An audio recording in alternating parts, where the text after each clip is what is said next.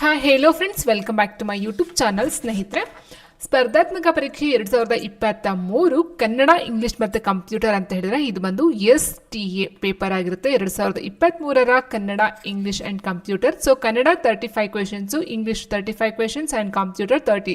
Total ಆಗಿ 100 questions ಇರುತ್ತೆ. Paper 2 ನಾವು ನೋಡ್ತಾ ಹೋಗ್ತೀವಿ ಸ್ನೇಹಿತರೆ. ಸೊ ಇದು paper 2 Kannada, English and computer total 100 marks questions ಇರ್ತಕ್ಕಂಥದ್ದು ಆಗಿರುತ್ತೆ. ಓಕೆ, ಸೊ ಇವತ್ತಿನ ನಾವು ನೋಡ್ತಾ ಹೋಗೋಣ ಕನ್ನಡಕ್ಕೆ ಸಂಬಂಧಪಟ್ಟಂತೆ. ಸೊ ಫಸ್ಟ್ ಕ್ವೆಶನ್ ಈ ರೀತಿ ಇದೆ ಸ್ನೇಹಿತರೆ.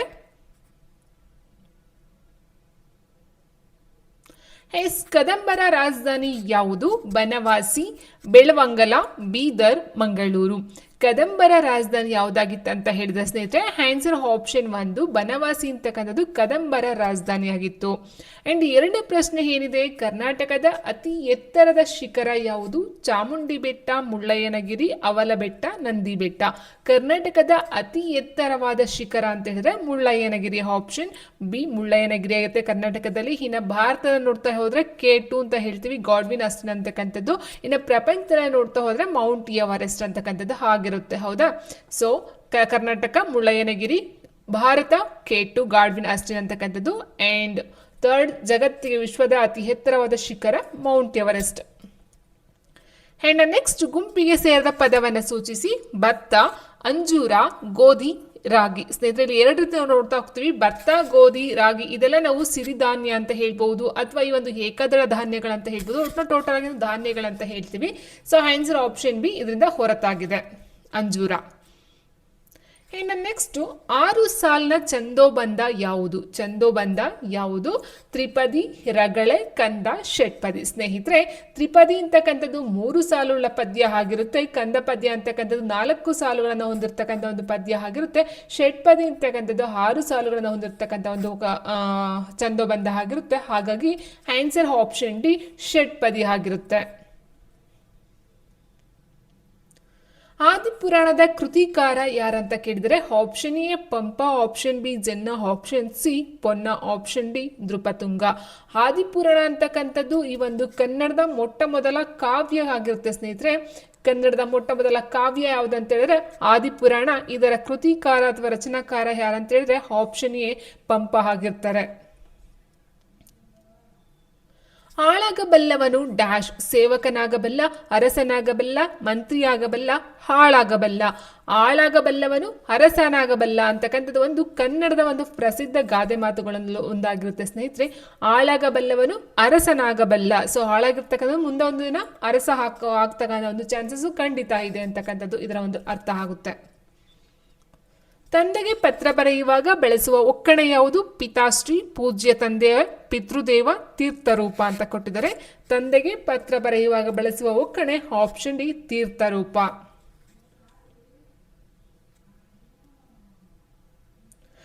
ಕೇಂದ್ರ ಸರ್ಕಾರದ ಅಧೀನದಲ್ಲಿರುವ ಕನ್ನಡ ದೂರದರ್ಶನ ವಾಹಿನಿ ಯಾವುದು? ಸುವರ್ಣ, ಕಸ್ತೂರಿ, ದಿಗ್ವಿಜಯ, ಚಂದನ. ಸೊ ಚಂದನ ನಮ್ಗೆ ಗೊತ್ತಿದೆ ಸ್ನೇಹಿತರೆ. ಈ ಒಂದು ಚಂದನ DD ಅಂತ ಚಂದನ ಅಂತಕ್ಕಂಥದ್ದು ತುಂಬಾ ಸುಮಾರು ವರ್ಷಗಳ ಹಿಂದಿನಿಂದ ನಡೆಸ್ಕೊಂಡು ಬಂದಿರತಕ್ಕಂಥ ಒಂದು ಕೇಂದ್ರ ಸರ್ಕಾರದ ಒಂದು ವಾಹಿನಿ ಆಗಿರುತ್ತೆ. ಸೊ ಸುವರ್ಣ, ಕಸ್ತೂರಿ, ದಿಗ್ವಿಜಯ ಇತ್ತೀಚೆಗೆ ಉಟ್ಕೊಂಡಂತಕ್ಕಂಥ ಒಂದು ಲೋಕಲ್ ಚಾನೆಲ್ಸ್ಗಳು ಅಂತ ಹೇಳ್ಬೋದು ಸ್ನೇಹಿತರೆ. ಬಟ್ ಕೇಂದ್ರ ಸರ್ಕಾರ ನಡೆಸಿರ್ತಕ್ಕಂಥ ಒಂದು ಚಾನಲ್ ಚಂದನ, ಅದು ತುಂಬಾ ಹಲವಾರು ವರ್ಷ ಅಥವಾ ಹಲವಾರು ಹಳೆಯ ಒಂದು ವಾಹಿನಿ ಅಂತ ಹೇಳ್ಬೋದು. ಆನ್ಸರ್ ಆಪ್ಷನ್ ಡಿ ಚಂದನ ಆಗಿರುತ್ತೆ. ಕೇಂದ್ರ ಸಾಹಿತ್ಯ ಅಕಾಡೆಮಿ ಪುರಸ್ಕೃತ BGL ಸ್ವಾಮಿ ಅವರ ಕಾದಂಬರಿ ಯಾವುದು? ಸಸ್ಯಪೀಠ, ಹಸಿರುವನ್ನು, ವೃಕ್ಷಸಿರಿ, ಹಸಿರು ಕ್ರಾಂತಿ. ಹಸಿರುವನ್ನು ಅಂತಕ್ಕಂಥದ್ದು BGL ಸ್ವಾಮಿರವರ ಕಾದಂಬರಿ ಆಗಿರುತ್ತೆ ಸ್ನೇಹಿತರೆ. So answer option B. ಜ್ಞಾನ ಭಾರತಿ ವಿಶ್ವವಿದ್ಯಾಲಯ ಇರುವ ಸ್ಥಳ ಯಾವುದು? ಆಪ್ಷನ್ ಧಾರವಾಡ, ಹಂಪೆ, ಬೆಂಗಳೂರು, ಮಂಗಳೂರು. ಸೊ ಇದರ ನಮ್ಗೆ ಗೊತ್ತಿರುವಂಥ ವಿಷಯ ಸ್ನೇಹಿತರೆ. ಜ್ಞಾನ ಭಾರತಿ ವಿಶ್ವವಿದ್ಯಾಲಯ ಇರ್ತಕ್ಕಂಥದ್ದು ಆಪ್ಷನ್ ಸಿ ಬೆಂಗಳೂರಲ್ಲಿ. ಸೊ ಧಾರವಾಡ ಅಂತ ಹೇಳಿದ್ರೆ ಇಲ್ಲಿ ಕುವೆಂಪು ವಿಶ್ವವಿದ್ಯಾನಿಲಯ ಬರುತ್ತೆ ಸ್ನೇಹಿತರೆ. ಸೊ ಬೆಂಗಳೂರಲ್ಲಿ ಜ್ಞಾನ ಭಾರತಿ ವಿಶ್ವವಿದ್ಯಾನಿಲಯ ಬರ್ತಕ್ಕಂಥದ್ದು. ಕರ್ನಾಟಕದ ಡಾಕ್ಟರ್ HR ಸುದರ್ಶನ್ ಅವರಿಗೆ ಸಂಧಿಸಿರುವ ಪ್ರಶಸ್ತಿ ಯಾವುದು ಅಂತ ಕೇಳಿದರೆ Magsaysay, Booker, Jnanpith, Bharat Ratna. So ನಮ್ಗೆ ಗೊತ್ತಿರೋ ಹಾಗೆ ಸ್ನೇಹಿತರೆ, ಭಾರತ ರತ್ನ ಅಂತಕ್ಕಂಥದ್ದು ಸುದರ್ಶನ್ ಅವರಿಗೆ ಸಿಕ್ಕಿಲ್ಲ, ಯಾಕಂದ್ರೆ ತುಂಬಾ ಒಂದು ದೊಡ್ಡ ಪ್ರಶಸ್ತಿ ಆಗಿದ್ದು ಅವ್ರಿಗೆ ದೊರೆತಿಲ್ಲ. ಅಂಡ್ ನೆಕ್ಸ್ಟ್ ಜ್ಞಾನಪೀಠ ಅಂತ ಹೇಳಿದ್ರೆ ಒಟ್ಟು ನಾವು 8 ಜ್ಞಾನಪೀಠ ಪ್ರಶಸ್ತಿಗಳನ್ನ ನೋಡ್ತೀವಿ ಕನ್ನಡಕ್ಕೆ ಸಂಬಂಧಪಟ್ಟಂತೆ. ಸೊ ಆ ಒಂದು ಕನ್ನಡದಲ್ಲಿ ಸಂಬಂಧಪಟ್ಟಂತೆ ಜ್ಞಾನಪೀಠ ಪ್ರಶಸ್ತಿ ಪಡ್ಕೊಂಡ 8 ಜನರಲ್ಲಿ ಇವರೊಬ್ರು ಸಹ ಆಗಿರೋದಿಲ್ಲ. ಇನ್ನು ಇವರಿಗೆ ಸಿಕ್ಕಿರ್ತಕ್ಕಂಥ ಪ್ರಶಸ್ತಿ ಅಂತ ಹೇಳಿದ್ರೆ ಆಪ್ಷನ್ ಎ ಮ್ಯಾಗ್ಸೆಸೆ ಪ್ರಶಸ್ತಿ ಆಗಿರುತ್ತೆ ಸ್ನೇಹಿತರೆ. ಹಚ್ಚೇವು ಕನ್ನಡದ ದೀಪ ಕವಿತೆಯ ರಚನಾಕಾರ ಯಾರು?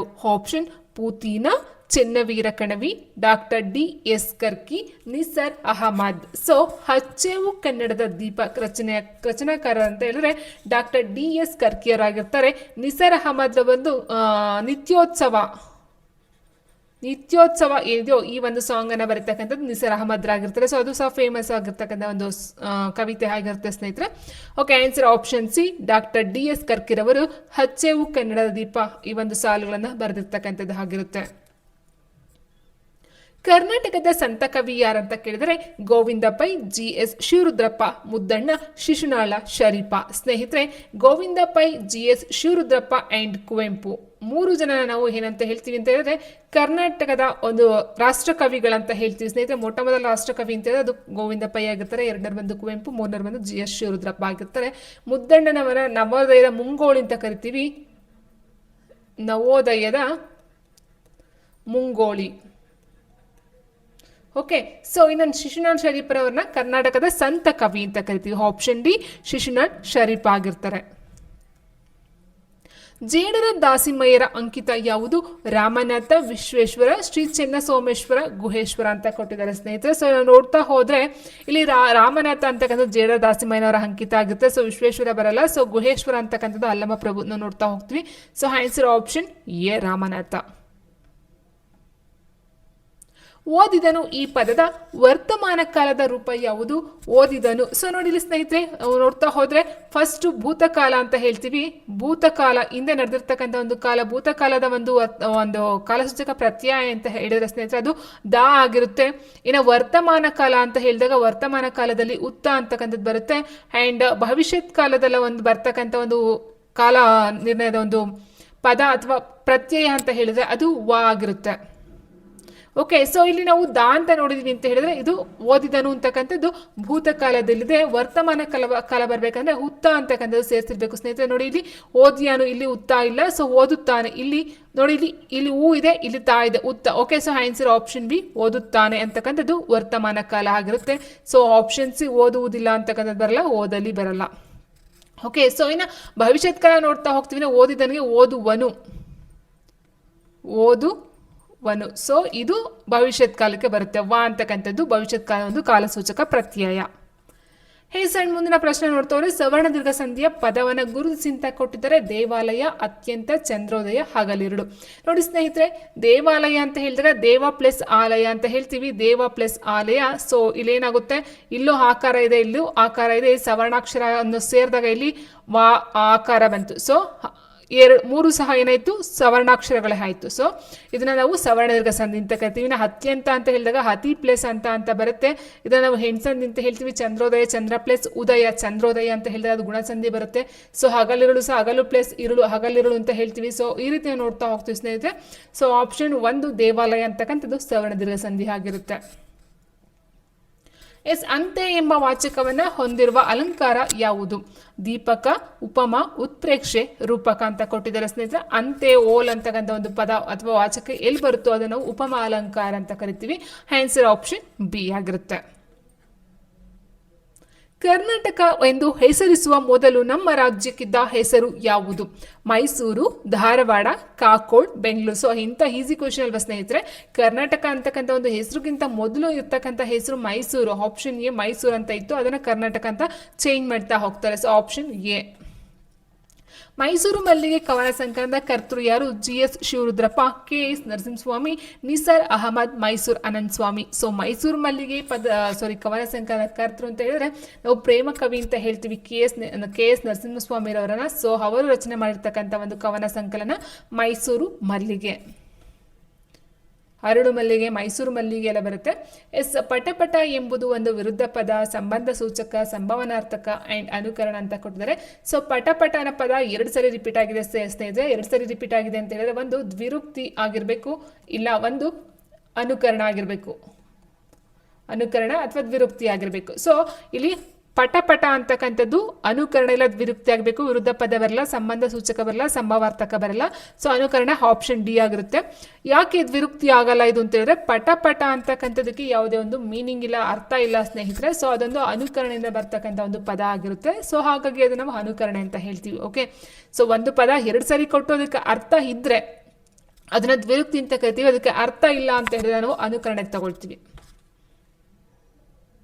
ಎಸ್, ಅವನು ಎಂಬ ಪದ ಏನಕ್ಕೆ ಸೇರ್ಕೊಳುತ್ತೆ? ಗುಣವಾಚಕ, ಅಂಕಿತನಾಮ, ರೂಢನಾಮ, ಸರ್ವನಾಮ ಅಂತ ಕೊಟ್ಟಿದ್ದಾರೆ. ಅವನು ಅಂತಕ್ಕಂಥದ್ದು ನೋಡಿ ಇಲ್ಲಿ ನಾಮಪದಕ್ಕೆ ಬದಲಾಗಿ ಬಂದಿರತಕ್ಕಂಥ ಒಂದು ಪದ, ಅದನ್ನ ನಾವು ಸರ್ವನಾಮ ಅಂತ ಹೇಳ್ತೀವಿ ಸ್ನೇಹಿತರೆ. ಸೊ ಆಪ್ಷನ್ ಡಿ ಸರ್ವನಾಮ ಆಗಿರುತ್ತೆ. ಸೊ ಗುಣವಾಚಕ ಬರಲ್ಲ. ಗುಣವಾಚಕ ಅಂತ ಹೇಳಿದಾಗ ಒಂದು ವಸ್ತುವಿನ ಗುಣ ವಿಶೇಷತೆಯನ್ನು ತಿಳಿಸ್ಕೊಡ್ತಕ್ಕಂಥ, ಫಾರ್ ಎಕ್ಸಾಂಪಲ್ ಕೆಟ್ಟವನು, ಒಳ್ಳೆಯವನು, ಸೊ ಬೆಳ್ಳಗಿದ್ದಾನೆ, ಕಪ್ಪಾಗಿದ್ದಾನೆ, ಇದು ನಾವು ಗುಣವಾಚಕಕ್ಕೆ ತಗೊಳ್ತೀವಿ. ಅಂಕಿತನಾಮ ಅಂತ ಹೇಳಿದಾಗ ನಾವು ಹೆಸರನ್ನ ಸ್ಪೆಸಿಫಿಕ್ ಆಗಿ ಇರ್ತಕ್ಕಂಥದ್ದು, ಫಾರ್ ಎಕ್ಸಾಂಪಲ್ ರಾಮ ಆಗಿರ್ಬೋದು, ಲಕ್ಷ್ಮಣ ಆಗಿರ್ಬೋದು, ಸೀತೆ ಆಗಿರ್ಬೋದು, ಅಥವಾ ಊರಿಗೆ ಕೊಟ್ಟಿರ್ತಕ್ಕಂಥ ಒಂದು ನೇಮ್ ಆಗಿರಬಹುದು.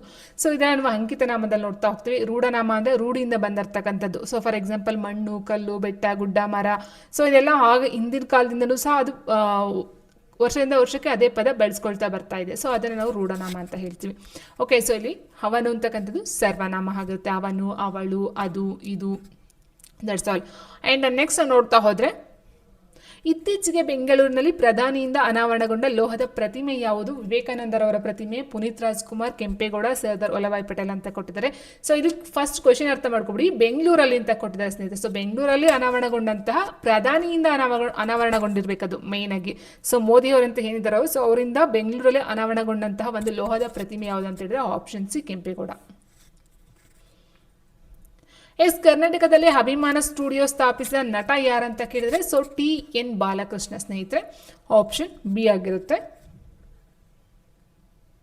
ಪೂರ್ವ ಈ ಪದದ ಸಮಾನಾರ್ಥಕ ರೂಪ ಯಾವುದು ಅಂತ ಕೇಳಿದ್ರೆ ಸೊ ಇಲ್ಲಿ ಪೂರ್ವ ಅಂತ ಹೇಳಿದ್ರೆ ಮೂಡಣ ಅಂತ ಹೇಳ್ತೀವಿ. ಪೂರ್ವ ಅಂತ ಹೇಳಿದಾಗ ಮೂಡಣ ಬರುತ್ತೆ.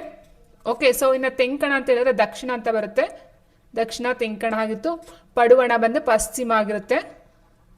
ಆ್ಯಂಡ್ ಬಡಗಣ ಬಂದು ಉತ್ತರ. ಸೊ ಈ ರೀತಿ ಇರಬೇಕಾದ್ರೆ ಪೂರ್ವ ಬಂದು ಮೂಡಣ ಆಗಿರುತ್ತೆ. ಬಾಣವನ್ನು ಹೂಡಲು ಆಗದ ಬಿಲ್ಲು, ಬಾಣವನ್ನು ಹೂಡಲು ಆಗದ ಬಿಲ್ಲು, ಇದರ ಅರ್ಥ ಅಂದರೆ ಇದೊಂದು ಒಗಟು ಸ್ನೇಹಿತರೆ. ಇದಕ್ಕೆ ಅರ್ಥ ಕೊಡ್ತಾ ಹೋದಾಗ ರಾಮನ ಬಿಲ್ಲು, ಮಂತ್ರದಂಡ, ಕಾಮನ ಬಿಲ್ಲು, ಕೋದಂಡ ಅಂತ ಕೊಟ್ಟಿದ್ದಾರೆ. ಸೊ ಕೋದಂಡ ಬರಲ್ಲ. ಇನ್ನು ರಾಮನ ಬಿಲ್ಲು ಅಂತ ಹೇಳಿದಾಗ ರಾಮನ ಬಿಲ್ಲು ಆಗಿನ ಒಂದು ಟೈಮಲ್ಲಿ ಬಿಲ್ಲು ಬಾಣ ಹೂಡ್ತಾ ಇದ್ರು, ಹೌದಾ? ಬಟ್ ಈಗಿಲ್ಲ ಅಂತ ಹೇಳಿದ್ರೆ ಆಗಿನ ಇದರಲ್ಲಿ ಹೂಡ್ತಾ ಇದ್ರು. ಸೊ ಕಾಮನ ಬಿಲ್ಲು ಆನ್ಸರ್ ಆಪ್ಷನ್ ಸಿ. ಬಾಣವನ್ನು ಹೂಡಲು ಆಗದ ಬಿಲ್ಲು ಕಾಮನ ಬಿಲ್ಲು. ತಿನ್ನು ಪದದ ನಿಷೇಧಾರ್ಥಕ ರೂಪವನ್ನು ಕೇಳಿದರೆ, ನಿಷೇಧ ಮೀನ್ಸ್ ಅದಕ್ಕೆ ಒಂದು ನೆಗೆಟಿವ್ ಆಗಿ ಹೇಳ್ತಕ್ಕಂಥದ್ದು. ಮಾಡು ಅಂದಕ್ಕೆ ಮಾಡಬೇಡ ಅಂತ ಏನು ಹೇಳ್ತೀವೋ, ಮಾಡನು, ತಿನ್ನನು. ಓಕೆ, ಸೊ ತಿಂಡಿ, ತಿನ್ನೋದಕ್ಕೆ ನಿಷೇಧಾರ್ಥ ತಿಂಡಿ ಬರಲ್ಲ. ಕುಡಿಯಬೇಡ ಅನ್ನೋದು ಬರಲ್ಲ, ತಿನ್ನೋದಕ್ಕೆ. ಸೊ ಕುಡಿಗೂ ತಿನ್ನುಗೂ ವ್ಯತ್ಯಾಸನೇ ಇಲ್ಲ ಬಿಡಿ, ಅದಕ್ಕೂ ಅಜಗಜಂತರ ವ್ಯತ್ಯಾಸ ಆಗೋಯ್ತು. ಸೊ ತಿನ್ನುಗೆ ತಿನ್ನನು ಅಲ್ಲಿ ನಿಷೇಧ ಆಗ್ತಕ್ಕಂಥದ್ದು. ಕರ್ನಾಟಕದ ಪ್ರಸಿದ್ಧ ರಂಗನತಿಟ್ಟು ಪಕ್ಷಿಧಾಮ ಇರುವ ಸ್ಥಳ ಯಾವುದು? ಶ್ರೀರಂಗಪಟ್ಟಣ, ಬೆಳಗಾಂ, ಮಾಲೂರು, ಕಾರವಾರ ಅಂತ ಕೊಟ್ಟಿದ್ದಾರೆ. So answer option A Srirangapatna.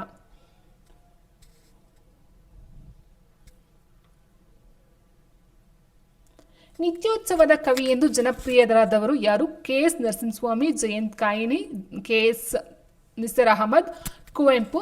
ನಿತ್ಯೋತ್ಸವ ಕವಿ ಅಂತಕ್ಕಂಥದ್ದು ಅಂದರೆ ನಿತ್ಯೋತ್ಸವ ತಾಯಿ ನಿನಗೆ ನಿತ್ಯೋತ್ಸವ ಅಂತಕ್ಕಂಥ ಒಂದು ಕವಿತೆ ಸಾಲುಗಳನ್ನು ಬರೆದಿರ್ತಕ್ಕಂಥವ್ರು option C KS Nisar Ahmed ರವರಾಗಿರ್ತಾರೆ ಸ್ನೇಹಿತರೆ. ಸೊ ವೆರಿ ಇಂಪಾರ್ಟೆಂಟ್ ಆ್ಯಂಡ್ ತುಂಬ ಈಸಿ ಇದೆ ಪೇಪರು ಸಹ ಅಷ್ಟೇ. ಕದಳಿ ಎಂದರೆ ಬಾಳೆ, ಕಿತ್ತಳೆ, ದಾಳಿಂಬೆ, ಮಾವು ಅಂತ ಕೊಟ್ಟಿದ್ರೆ ಕದಳಿ ಪದದ ಅರ್ಥ ನೋಡ್ತಾ ಹೋದರೆ ಆಪ್ಷನ್ ಎ ಬಾಳೆ. ಬಿದ್ದರು ಕ್ರಿಯಾಪದದ ಧಾತು. ಸೊ ಕ್ರಿಯಾಪದದ ಧಾತು ಅಂತ ಹೇಳಿದ್ರೆ ಸ್ನೇಹಿತರೆ, ಧಾತು ಅಂತಕ್ಕಂಥದ್ದು ಯಾವುದೇ ರೀತಿಯಲ್ಲೂ ಸಹ ಚೇಂಜ್ ಆಗೋದಿಲ್ಲ. ಈಗ ಬಿದ್ದರು, ಬೀಳುವನು, ಆ್ಯಂಡ್ ನೆಕ್ಸ್ಟು ಓಕೆ ನೋಡಿ ಇಲ್ಲಿ ಕೊಟ್ಟಿದ್ದಾರೆ ಬೀಳುವರು, ಬೀಳು, ಬೀಳಬೇಡ, ಬಿದ್ದ. ಸೊ ಬಿದ್ದರು ಪದದಲ್ಲಿ ಕ್ರಿಯಾರೂಪದ ಧಾತು ತಗೊಂಡ್ರೆ ಎಲ್ಲ ಅದಕ್ಕೆ ಎಕ್ಸ್ಟ್ರಾ ಅಂದರೆ ಈ ಒಂದು ಕಾಲಸೂಚಕ ಪ್ರತ್ಯಯ ಅಥವಾ ಈ ಒಂದು ಫ್ಲೂರಲ್ ಫಾರ್ಮ್ ಬಹುವಚನ ರೂಪವನ್ನು ಸೇರಿಸಿದಾಗಲೂ ಅಷ್ಟೇ ಆ ಒಂದು ಧಾತು ಅಂತಕ್ಕಂಥದ್ದು ಚೇಂಜ್ ಆಗೋದಿಲ್ಲ. ಸೊ ಅದನ್ನ ಹೇಳ್ತೀವಿ ನಾವು. ಬಿದ್ದರು ಅನ್ನೋದಕ್ಕೆ ಬೀಳುವರು ಬರಲ್ಲ ಸ್ನೇಹಿತರೆ, ಬೀಳಬೇಡ ಬರಲ್ಲ. ಬಿದ್ದರು, ಬೀಳು. ಓಕೆ, ಸೊ ಇಲ್ಲಿ ಬಿದ್ದ ಅಂತಕ್ಕಂಥದ್ದು ಲಿಂಗವನ್ನು ತೋರಿಸುತ್ತೆ. ಬಿದ್ದ ಅಂತಕ್ಕಂಥದ್ದು ಲಿಂಗನ ತೋರಿಸ್ತಾ ಇದೆ, ಬಿದ್ದ.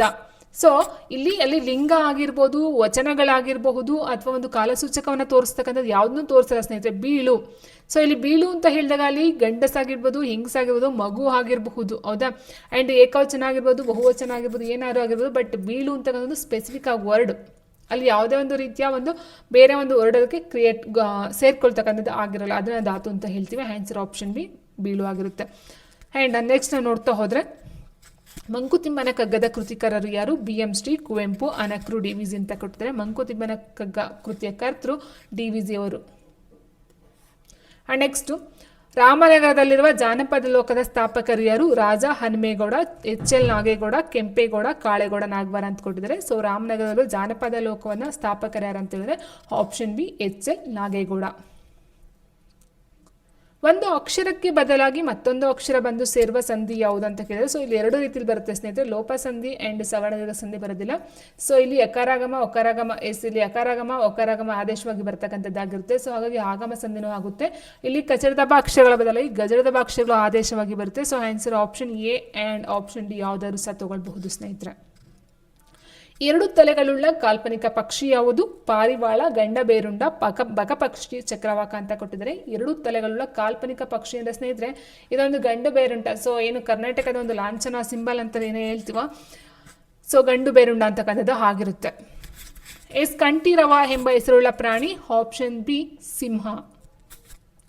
ಓಕೆ ಸ್ನೇಹಿತರೆ, ಇದು ಬಂದು ಕನ್ನಡಕ್ಕೆ ಸಂಬಂಧಪಟ್ಟಂಥ ಪ್ರಶ್ನೆ ಪತ್ರಿಕೆ SDA 2023 ಪ್ರಶ್ನೆ ಪತ್ರಿಕೆ ಆಗಿರುತ್ತೆ.